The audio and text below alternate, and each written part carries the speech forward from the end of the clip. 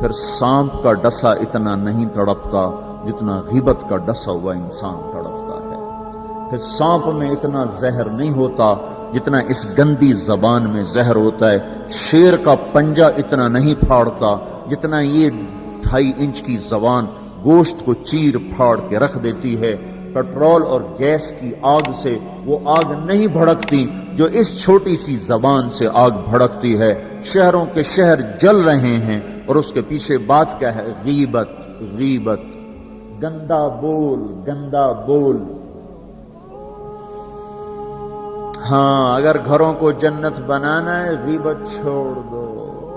دھن رے دھنیے اپنی دھن، پرائی دھنی کا پاپ نہ پن. تیری روئی میں 4 بنولے، سب سے پہلے ان کو چن. کیا مطلب؟ اوروں کی برائیاں نہ دیکھو، اپنی برائیاں دیکھتے رہو، دیکھتے رہو. اپنی کمیاں دیکھو گے تو اللہ تعالیٰ مرنے سے پہلے توبہ نصیب فرما دے گا اور ساری دنیا تمہیں اچھی نظر آئے گی. اگر اپنی اچھائیاں دیکھو گے اور اوروں کی برائیاں دیکھو گے تو اللہ توبہ کا دروازہ بند کر دے گا. سارا جہان آپ کو برا نظر آئے گا، اپنی ذات آپ کو بڑی اچھی نظر آئے گی اور بڑی قابل تعریف نظر آئے گی. اور اس کے ساتھ پھر تکبر پیدا ہوتا ہے اور تکبر میں مرنے والا جنت کی ہوا بھی نہیں سونگ سکتا. پہلے عجب آتا. عجب کیا ہے؟ میں بڑا اچھا ہوں، میں بڑا اچھا ہوں. یہ عجب ہے، میں بڑا اچھا ہوں. صرف اس حد تک میں بہت اچھی ہوں، میں تو بہت اچھی ہوں، میں تو بہت اچھا ہوں. یہ عجب. جب عجب کو لگام نہیں دے گا تو اگلا درجہ آئے گا، اگلا درجہ. عجب اور تکبر کی حد ساتھ ساتھ ملی ہوئی ہے.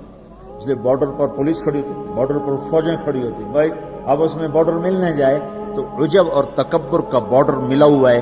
تکبر کیا ہے؟ میں بڑا اچھا، وہ بہت گندا. میں بڑی اچھی، وہ بہت گندی. اپنی اچھائی کے ساتھ جب اگلے کی نفرت پیدا ہو جائے، اگلے کی حقارت پیدا ہو جائے، اس کا چھوٹا ہونا دل میں اتر جائے تو پھر یہ تکبر ہے. تکبر. اور تکبر عزازیل را خار کرد. شیطان نے شرک تو نہیں کیا تھا، تکبر کیا تھا. انہوں نے کہا میں سجدہ نہیں کرتا.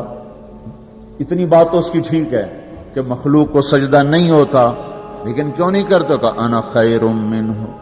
تو دو باتیں. اللہ نے زمین آسمان سے کہا میری مانو، ان کا یا اللہ ہم نہیں مانتے.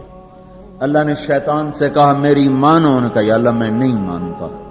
تو زمین آسمان کو کچھ نہیں کہا، شیطان کو مردود کیا. کیوں؟ دونوں نے انا اردنا الامانۃ علی السماوات والارض والجبال. ہم نے آسمان، زمین، گلگت کے پہاڑوں کو کہا میری امانت اٹھاؤ. فابین ان یحملن منھا. اور کہنے نہیں اللہ ہم نہیں اٹھاتے، ہم نہیں اٹھاتے، ہم نہیں اٹھاتے. ان کو تو کچھ نہیں کہا. اللہ نے کہا وَإِذْ قُلْنَا لِلْمَلَائِكَةِ اسْجُدُوا لِآدَمَ فَسَجَدُوا إِلَّا إِبْلِيسَ. اللہ نے کہا سجدہ کرو. شیطان نے کہا میں نہیں کرتا. مَا مَنَعَكَ أَن تَسْجُدَ لِمَا خَلَقْتُ بِيَدَيَّ. تو سجدہ کیوں نہیں کرتا؟ زمین آسمان تم بوجھ نہیں اٹھا رہے. نہیں اللہ ہم نہیں اٹھائیں گے. شیطان تو سجدہ کیوں نہیں کر رہا؟ میں نہیں کر رہا. فرق کیا ہے؟ شیطان نے کہا میں نہیں کرتا. کیوں نہیں کرتے ہو؟ انا خیر منہ، میں اچھا ہوں، یہ برا ہے. خلقتنی من نار، میں آگ سے بنا، آگ اوپر جاتی. دیکھو نا دیا سلائی کو آگ لگاؤ اور اس کو الٹا بھی کرو تو آگ اوپر جاتی، آگ اوپر جاتی. خلقتنی من نار وخلقتہ من طین، میں آگ سے، یہ مٹی سے. استخبر، وہ متکبر ہوا. نہ کہ دفع ہو جا. اچھا زمین آسمان نے کہا اب یا اللہ ہم نہیں اٹھاتے. اللہ کہا کیوں؟ واشفقنا منھا، یا اللہ ہمیں تیرا ڈر لگتا ہے، یا اللہ ہمیں تیرا خوف ہے کہ ہم تیری امانت اٹھا نہیں سکیں گے. یا اللہ ہماری ہمت نہیں کہ ہم تیری امانت. واشفقنا منھا، وہ ڈر گئے کہ یا اللہ ہمارا بس کا نہیں ہے. اللہ کا جاؤ معاف کر دیا. انہوں نے کہا میں اچھا. ان کا تو مردود ہے قیامت تک کے لیے. تو میرے بھائیوں بہنوں، ایک بہت بڑی آگ ہے جو جنگل کی آگ سے بھی زیادہ شدید ہے، اور یہ زبان کا غلط بول ہے. یہ غیبت ہے. یہ غیبت جو سب سے زیادہ انسانوں کو جہنم میں لے کر جائے گی، سب سے زیادہ انسانوں کو جہنم میں گرائے گی. عیسیٰ علیہ السلام گزر رہے تھے، ایک ڈاکو بیٹھا تھا پہاڑ کی چوٹی پر. اس کی نظر پڑی، اس کو خیال آیا میں کیا زندگی گزار رہا ہوں. انہوں نے کہا یا اللہ میری توبہ مجھے معاف کر دے، آئندہ تیرے نبی کا ساتھ دوں گا، اور یہ کہہ کر پہاڑ سے نیچے اتر آیا اور ساتھ چل دیا۔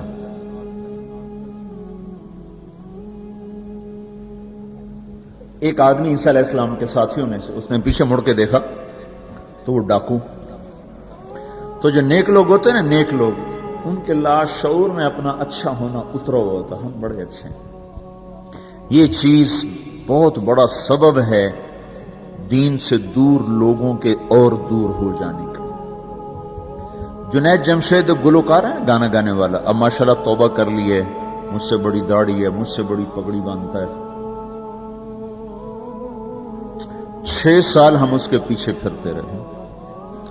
جب اللہ نے اس کو توبہ کی توفیق دے دی تو اس نے مجھ سے کہا میں صرف اس وجہ سے ان راہوں پہ چلا کہ تم نے مجھے حقیر نہیں سمجھا اور نفرت کا اظہار نہیں کیا، اور دوسرا کبھی فتویٰ نہیں سنایا کہ تو حرام کھاتا ہے، حرام ہی تو کھا رہا ہے، یہ ہم نے کبھی منہ سے نہیں کہا تو حرام کرتا ہے، حرام کھاتا ہے۔ سنتے رہے سنتے رہے سنتے رہے، چلتے رہے چلتے رہے۔ 6 سال کے بعد خود ہی توبہ کر لی، 3 چلے بھی لگا دیے اور داڑھی بھی رکھ لی اور چلے بھی لگ گئے اور کتنے حج ہو گئے، اور اس کے پیچھے کیا تھا؟ صرف محبت۔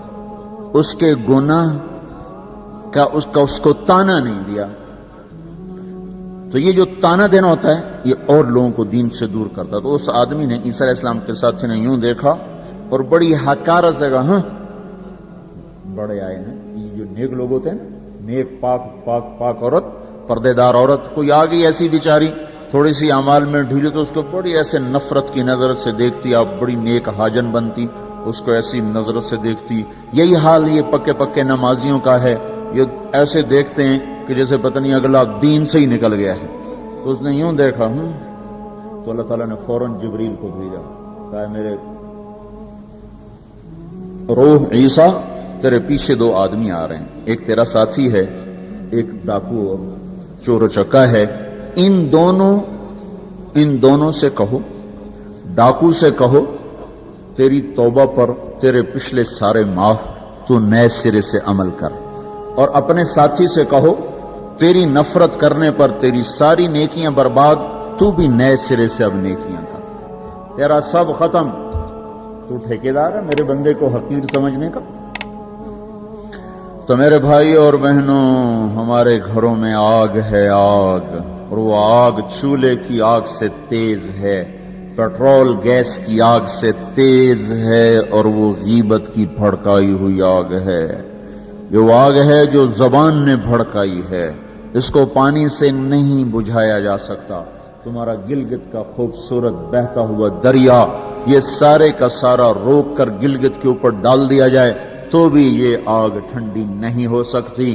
اس آگ کو ٹھنڈا کرنے کا اللہ تعالیٰ ہی نے کہا ہے طریقہ، جو بتایا کہ لا یغتب بعضکم بعضا، بند کر لو زبانیں، غیبت مت کرو، لا تجسسوا، ہمارے نبی نے کہا کسی کی ٹو نہ لگاؤ، کیا کرتی ہے کیا کرتا ہے، لا تحسسوا لا تجسسوا، تحسس کیا ہے؟ خود پیچھے پیچھے پھرنا، اور تجسس کیا ہے؟ کسی کو پیچھے لگ جاؤ، دیکھو کیا، جیسے پولیس بھی نہیں حکومت والے CID لگاتے ہیں نا، CID، یہ تجسس ہے، تجسس جاسوس، اسی سے جاسوس ہے، تجسس سے جاسوس، اور وہ رپورٹ لکھتے ہیں، وہ الٹی لکھیں سیدھی لکھیں، اسی پہ فیصلے ہوتے ہیں۔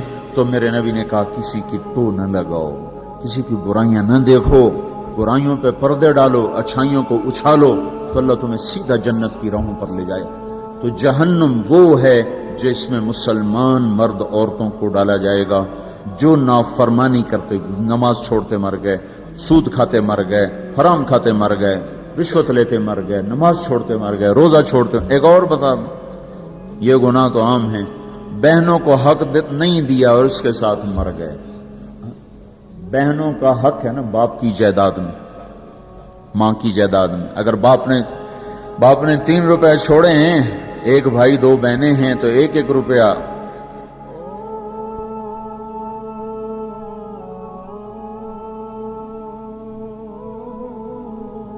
ایک بہن کو ملے گا، 1 روپیہ ایک بھائی کو ملے گا، 2 روپے ایک بھائی کو ملے، اور آدھا آدھا ان کو ملے گا۔ تو کیا ہوا بھائی؟ ادھر کیا ہوتا ہے؟ ادھر کیا ہوتا ہے؟ سارا حق بھائی دبا کے بیٹھ جاتا، سارا حق بھائی نے دبایا، اور بھائی کیا ہوا؟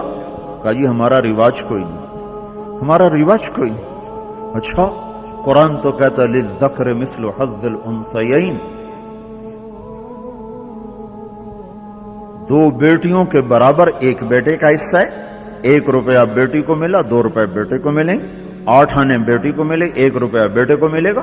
پھر اللہ تبارک و تعالیٰ نے عورت کا حق پہلے بتایا، مرد کا حق بعد میں بتایا، للذکر مثل حظ الانثیین، للذکر مثل حظ الانثیین۔ اور یہاں ساری گلگت کی وادی بہنوں کا حق کھا جاتی ہے، اور کوئی کہتا بھی نہیں کہ حرام ہو گیا، حرام ہو گیا۔ کوئی رشوت کھائے تو کہتے رشوت کھاتا ہے، کوئی سود کھائے کہتے بڑا مجرم ہے سود کھاتا ہے، کوئی ڈاکہ ڈالے تو کہتے بڑا ظالم ہے ڈاکے مارتا ہے۔ سارے گلگت والوں نے بہنوں کے حق پہ ڈاکہ مارا، نہ کوئی مقدمہ ہوا، نہ کوئی فریاد ہوئی، نہ کسی نے ہائے کی، اور کسی بہن نے کچھ مانگ بھی لیا تو الٹا اسے پہ چڑھائی ہو گئی۔ بہنوں کا حق کھاتا ہوا مر گیا، جنت کی ہوا بھی نہیں لگی۔ ماں کا حق کھا لیا، خامد مر گیا، اللہ نے ماں کا حق رکھا ہے۔ اولاد ہے تو 8واں حصہ ماں کا ہے، اولاد کوئی نہیں 4تھا حصہ ماں کا ہے۔ باپ مر جاتا ہے، مائیں بیچاری فقیر بن کے بچوں سے خیرات مانگتی ہیں، حالانکہ اللہ نے خامد کے حق میں سے 1/8 ماں کا حق رکھا تھا، کوئی نہیں دیتا۔ ماؤں کا حق ہڑپ، بہنوں کا حق ہڑپ، اور پھر اس کے ساتھ یہ احساس بھی نہیں ہے کہ میں مجرم ہوں، میں نے ظلم کیا ہے، یہ احساس ختم ہو گیا ہے۔ تو بھائیوں میرے بہنوں، اللہ نے جہنم کو بنایا ہے نافرمان مسلمان مرد عورت کے لیے۔ اگر توبہ نہ کی تو اس میں جانا ضرور ہے۔ جو ہے نا آخری آدمی ہے جو نکالا جائے گا، جب وہ نکالا جائے گا تو اللہ تعالیٰ کہیں گے اس کو نکالو، ایک آدمی دوزخ میں، اس کو نکالو۔ تو وہ جبریل آ کر کہیں گے بھی اس کو نکالو، تو دوزخ کا فرشتہ مالک کہے گا کہ دوزخ نے ایک کروٹ بدلی ہے، اس میں ہر چیز کو اس نے الٹا پلٹا کے پھینک دیا ہے، مجھے سمجھ میں نہیں آ رہا وہ کہاں پڑا ہوا ہے۔ تو جبریل کہیں گے یا اللہ وہ مالک کو پتہ نہیں چل رہا وہ کہاں پڑا ہوا ہے۔ تو اللہ تعالیٰ کہیں گے جاؤ فلاں پتھر کے نیچے دبا پڑا ہے۔ میں نے پتھر بتایا تھا نا، پتھر کیا ہوتا ہے، پتھر کیا ہوتا ہے، جس کے نیچے پہاڑ بھی پگھل کے پانی بن جائیں گے۔ اللہ تعالیٰ کہیں گے فلاں دوزخ کے کونے میں پتھر کے نیچے ہے، تو جبریل بھی اندر جائے گا اور وہ مالک بھی اندر جائے گا۔ وہ پتھر کو اٹھائیں گے تو نیچے منہ کے بل گرا پڑا ہوگا، اور اس کے اوپر آگ ہی آگ ہوگی، اور وہ زبان سے کہہ رہا ہوگا یا حنان یا منان۔ ایک دفعہ جبریل ہے کہ یا رسول اللہ آپ کو دوزخ کے سنوں کا سنیں کہ جہیم میں حاویہ میں منافق ہیں، جہیم میں مشرک ہیں، سقر میں صابئی ہیں، مجوس ہیں، اور سعیر میں مجوس ہیں، لظہ میں یہود ہیں، حطمہ میں عیسائی ہیں، اور کہہ کر جبریل چپ ہو گئے۔ تو آپ نے کہا اور کیا؟ کہ جی آپ سے شرم آتی، آپ سے شرم آتی۔ کہا نہیں بتاؤ۔ کہا جہنم میں آپ کی امت ہے، نافرمانی کرتے ہوئے جو مر گئے توبہ کیے بغیر۔ تو ہمارے نبی بے ہوش ہو کے گر گئے، اور روئے جا رہے، نہ کسی سے بات کر رہے، نہ کلام کر رہے، نہ کھانا کھا رہے، روئے جا رہے۔ حضرت عمر رضی اللہ تعالیٰ عنہ اجازت مانگنے گئے تو آپ نے اندر آنے کی اجازت نہیں دی۔ سلمان فارسی اجازت مانگنے گئے تو آپ نے اندر آنے کی اجازت نہیں دی۔ سلمان فارسی بھاگ کے حضرت فاطمہ کے پاس گئے کہ جاؤ ابا کی خبر لو۔ وہ رو کے ان کا حال برا ہے، اور کسی سے بات نہیں کر رہے، کھانا نہیں کھا رہے۔ حضرت فاطمہ رضی اللہ تعالیٰ عنہ دوڑی ہوئی تشریف لائیں، دروازے پہ دستک دی تو آپ نے، چونکہ حضرت فاطمہ سے محبت بے پناہ تھی، تو آپ نے فوراً اجازت دے دی۔ اندر آئیں تو کہا ابا جان کیا ہوا، میں آپ پہ فدا قربان، آپ کا یہ حال کیوں بنا ہے، کیا ہوا ہے؟ تو آپ نے کہا فاطمہ میری بیٹی، مجھے جبریل نے بتایا ہے میری امت کے نافرمان مرد عورتوں کو جہنم میں جانا ہوگا۔ رامنا کتنے نوجوان ہوں گے جو کہیں گے ہائے ہماری جوانی پہ کرم میں رحم کرو، پر کوئی رحم نہ کھائے گا۔ کتنے بوڑھے ہوں گے جو کہیں گے ہمارے بڑھاپے پہ رحم کرو، کوئی رحم نہ کھائے گا۔ کتنی عورتیں ہوں گی جو ننگی ہو کر جہنم میں پھینکی جائیں گی اور ان کے بالوں کی چوٹیوں سے پکڑ کر فرشتے ان کو گھسیٹ رہے ہوں گے، وہ کہیں گے ہائے ہائے ہماری بے پردگی، ہم پر رحم کرو۔ ان پر کوئی رحم کرنے والا نہیں ہوگا۔ مجھے یہ خبر رلا رہی ہے، بے قرار کر رہی ہے۔ تو لیبلوکم ایکم احسن عملا، ان قریب موت پر یہ سب کچھ کھل کے سامنے آنے والا ہے۔ اللہ تعالیٰ نے اس کی تیاری کے لیے ہمیں یہاں بھیجا ہے۔ ہم آزاد نہیں ہیں، اللہ اس کائنات کا بادشاہ ہے، زندگی موت کا نظام بنایا اور عزت اور ذلت کا نظام بنایا، جنت اور جہنم کا نظام بنایا، عرش فرش زمین آسمان چاند تاروں کا نظام بنایا، اور دنیا اور آخرت کی ساری عزتوں تک پہنچانے کے لیے حضرت محمد صلی اللہ تعالی علیہ وسلم کو رہبر بنا کر، ہادی بنا کر، قیامت تک کے آنے والے انسانوں کے لیے رہبری کا طریقہ دے کر آپ نے مکے کی پہاڑیوں سے آپ کو چاند بنا کے، سورج بنا کے آپ کو طلوع فرمایا، اور پھر قیامت تک کے لیے سورج چمکتا رہے گا، یہ چاند چمکتا رہے گا، نہ یہ گھٹتا ہے، اور نہ اس پر کوئی گہن لگتا ہے، نہ اس پر کوئی داغ آتا ہے، نہ اس میں کوئی آگ ہے۔ آپ ساری دنیا کے مردوں عورتوں کے لیے عزت کا راستہ لے کر آئے، بلندی کا راستہ لے کر آئے، کامیابی کا۔